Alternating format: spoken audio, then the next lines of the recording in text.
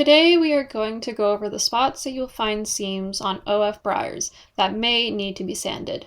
With a gold marker, I have marked all the areas you will find seams.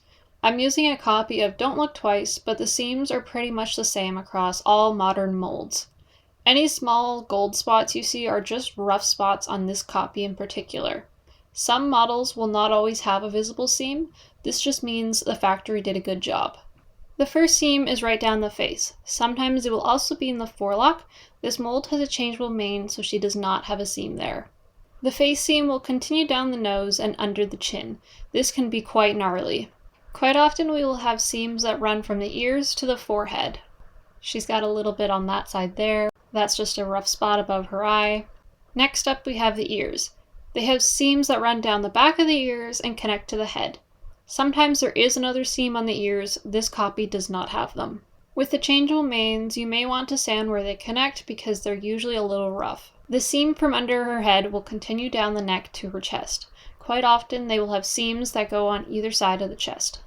The seam between the front legs can also be quite gnarly. Sometimes it is best to fill it or just sand a lot. She has more seams in her armpits.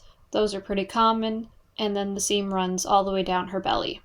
We're going to continue talking about the body, then move on to the legs. They have seams that usually arc like this, and then the seam will go right through to between their hind legs. This copy in particular, her seam makes a sharp turn. Always, always, always sand the Breyer logo. If you do not, people will think you've done no prep work. Let's flip her over. She has a seam down her back, and now we will move on to the tail. Seams in the tail can be tricky. They can be all over the place. She has one that runs down the length of her tail and it splits off. If we flip her over, she's got a seam that runs along here, as well as a seam that runs along there. Now let's talk about legs.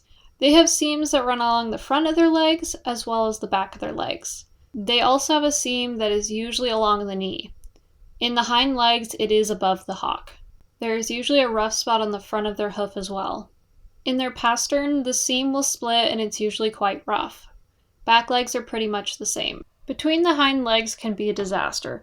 They have seams that run along the inside of each hind leg. Then they have seams that run along their butt and connect up into their back seam. You will also want to sand the edge of any white marking. You can often feel with your finger there is a ridge and it will show through your primer. And here is what your model should look like fully sanded.